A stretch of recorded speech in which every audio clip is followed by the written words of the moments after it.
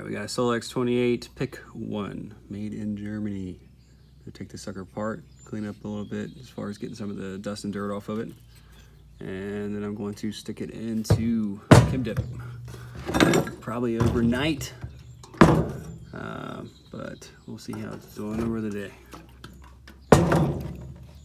Got a carburetor rebuild kit, I believe from Amazon, but you can do air-cooled. I'm sure CV Performance might have some stuff as well, but you know, I don't see a new float, but it has all the gaskets and stuff, pretty much everything you need.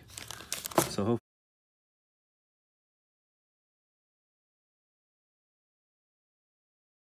hopefully this float inside here is not deteriorated too much where I can't use it again. All right, so I'm gonna get this stuff off so I can dip it.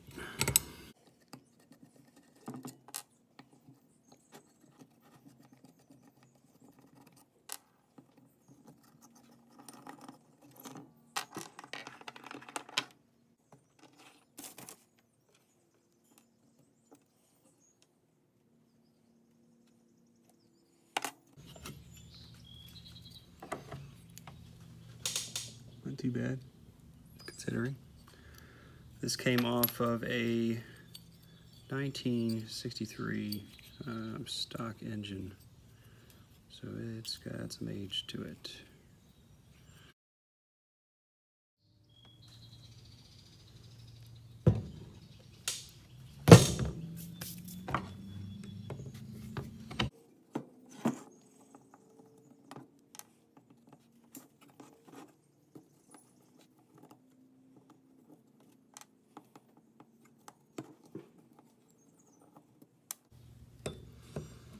I suggest using the smaller flat tip where you can, because you're not going to be able to get a bigger flat tip right here in that small space. Well, sucker does not want to come off.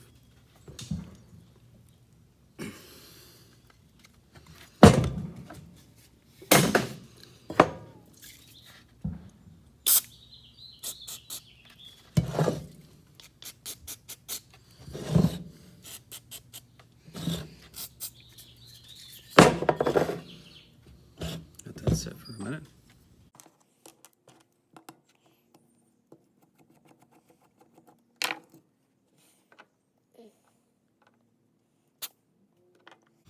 Not too bad, but definitely needs cleaned.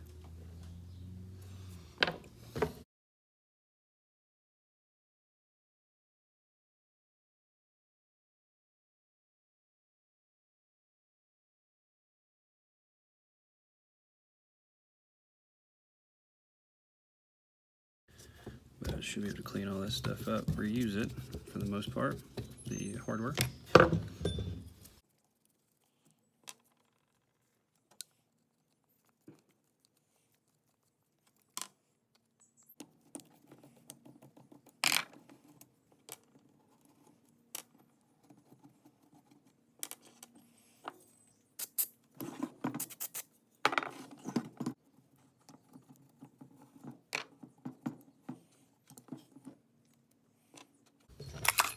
Oh, there we go. Oh, there's my float. So, not too bad. Don't see any dry rot or anything. I should be able to reuse it.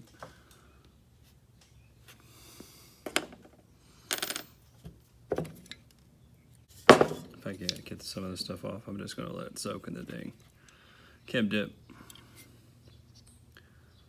I've got that choke out. That's kind of what I wanted to get out, because there's plastics involved with that crap. I didn't really want it sitting in Chem Dip. That's trash.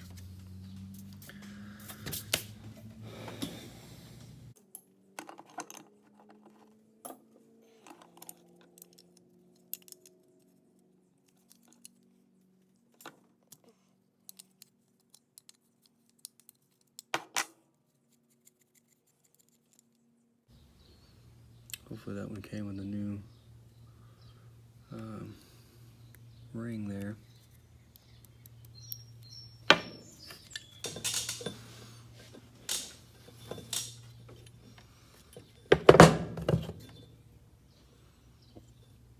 Not too bad.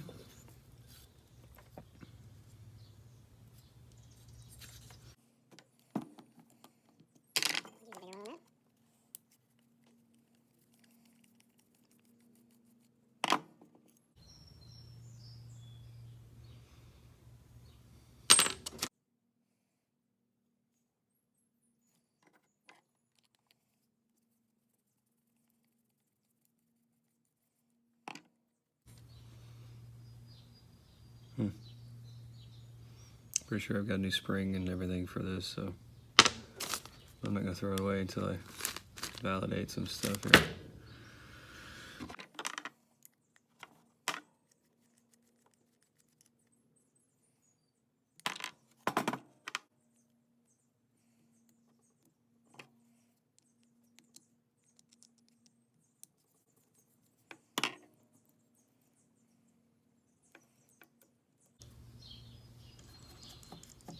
Leave that in there for now, so I don't lose it.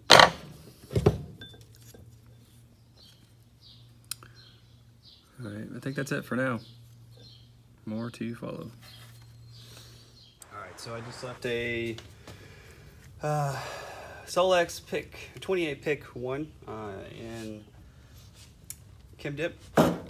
About 16 hours. So I wanted to pull it out. I'll post pictures on what it used to look like. And obviously it's not done yet. I gotta give a little bit more scrubbing. I guess it depends on what this sucker looks like.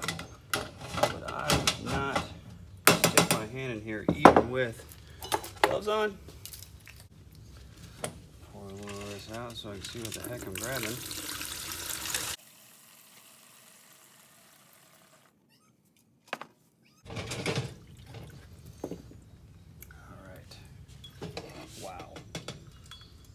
That's insane.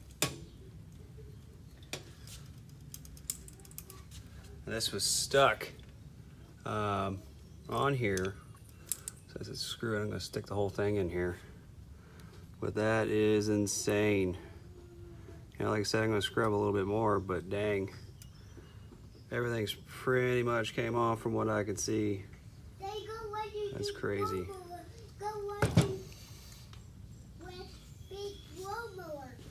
Yeah. Man, this stuff smells to high heaven. Man. Whew. That's awesome. Got a little bit of surface rust there, but clean it off, it'll be alright.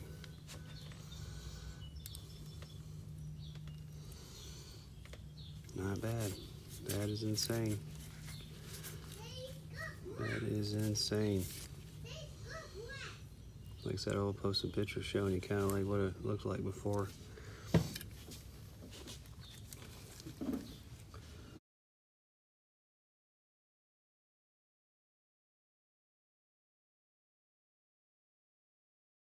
So I'm not going to record the entire time, but I'm going to start taking, you know, pieces off, cleaning it one by one, take it off, clean it, put it back on, as much as I can, just kind of get in some of these tighter areas. But that's my suggestion. I'm just going to take one piece off and then put it back on after I clean it and buff it and stuff. That way, less chance of losing stuff or not sure how it's supposed to go back on there. But yeah, you can already see the difference it's made with the Dremel attachment right there, the red one. I'm gonna keep going with other products as well. Polish it. Pretty neat. That's only 2 coats. I'm sure if I put more coats and kept doing it, it would be a lot shinier, but that's a product I'm using if you guys are curious.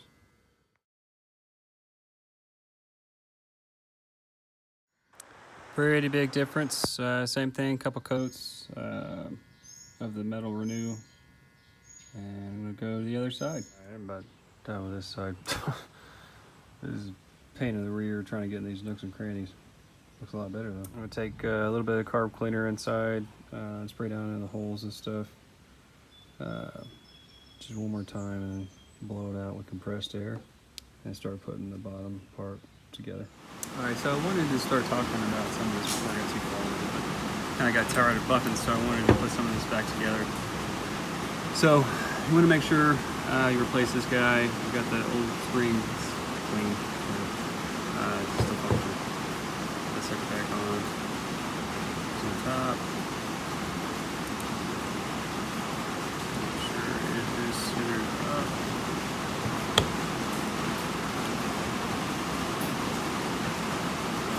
And make sure his arms facing the right direction too. So I got it back on. So now you want to make sure you put this arm on. I use this as a reference. Plus, taking pictures definitely helps. Make sure you put it back on the right way. Anyways, so put this little washer on.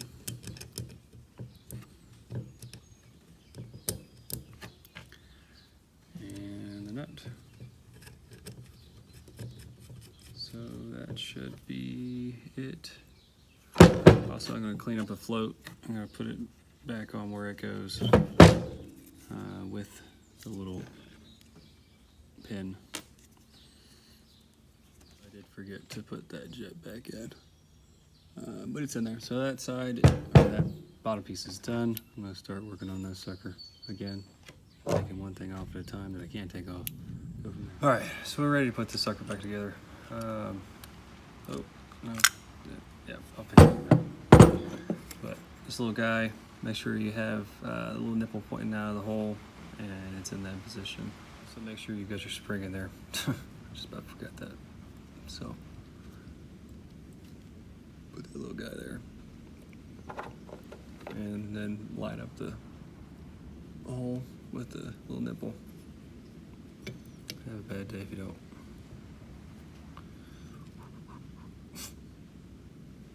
Pain in the butt.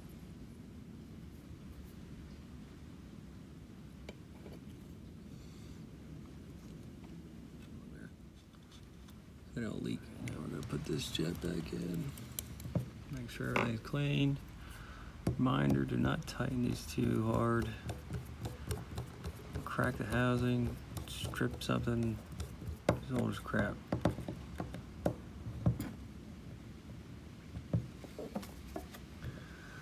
Alright, I think we got the float in there, clean up the flow, cut that.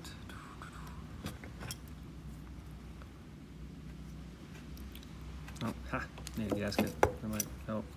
And then make sure you line up the gasket with that piece right there.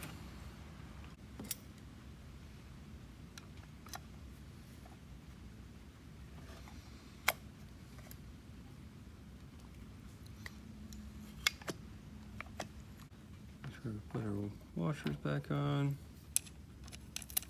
Okay, don't tie these down too hard. Strip something out.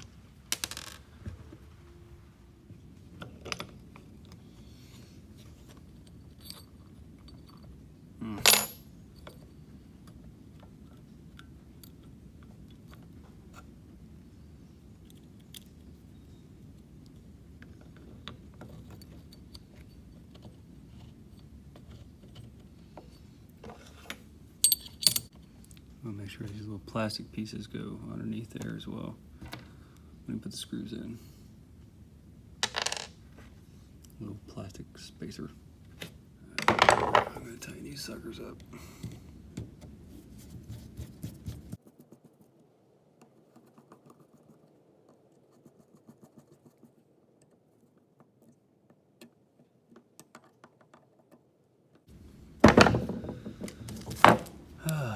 All right. That should be it. Much cleaner. I'll take some before and after pictures and put them together. If you like the video, subscribe.